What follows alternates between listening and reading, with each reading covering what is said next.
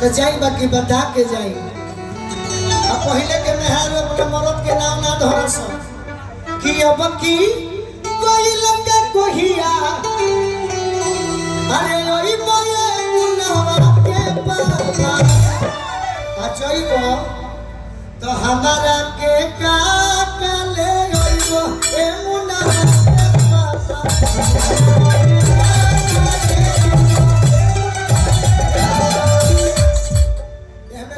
हां जी अमृता जी अगर रौरा खाती कुछ बात कहे के होई तो हम का कहो का आई देखे लइका हाला मत करसो कि बनहोया अपन बेटा बेटी आ जल्दी भागो खेत ना खेती। आरजेडी लभर राहुल यादव जी मोतिहारी जिला अमृता जी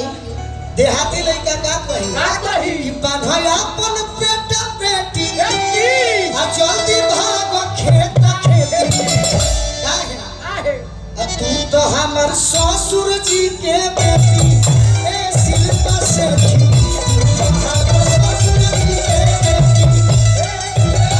ओहू से टाइम जाई हां तनी मानी नीचे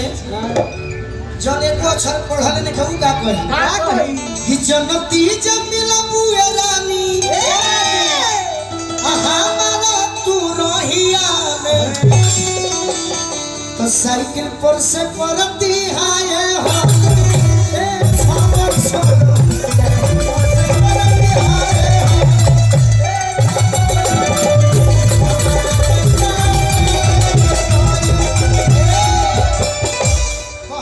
कहवा जाता नहीं कहवा बोली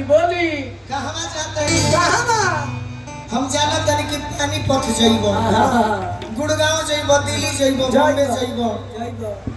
तनी हे पढ़ के सुना बेटा पढ़ ले पढ़ल हो नु स्कूल के पीछे ले चंद्रशेखर आवाज ही रे देखो पैसे चंद्रशेखर पांजी की तरफ से लाखों लाख रुपए का आशीर्वाद आया है। मैं उनको लहे लहे दिल से तहे तहे दिल से शुक्रिया अदा करती ऐसे सब हमारी अब मोदी जी वा पदम से नहीं कहते बहुत ही कि जानी जोई हो सूरत रजहू अरे जानी जोई हो दिल्ली जानी जोई हो सूरत रजहू अरे जानी जोई हो के पानी पथ जइबो त ठीक है बा बाकी ढेर लंबा पड़ी 500 किलोमीटर दूर जा बिहार से कहां अरे अब की बे जोई हो चला ए मुन्ना के पापा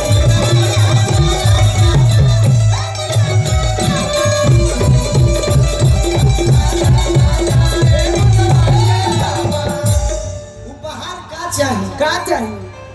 आज के धनिक देखो तारी सब ऐसा लड़की तो कह तारी सब कि हमरा कार के झुमका चाहिए पाँव के पायल चाहिए बाकी हमार मेहरारू जही आई तो हरानी ना आई भी उठ के लड़की ना का कही कि ना चाहिए साया साड़ी अरे ना ही चाहिए लहंगा साया साड़ी ना चाहिए कान के झुमका ना चाहिए पाँव के पायल ना चाहिए सोना के सिकड़ी ना चाहिए का चाहिए मात्र 110 रुपया दाम बा तो हमारा के लोई है को छाता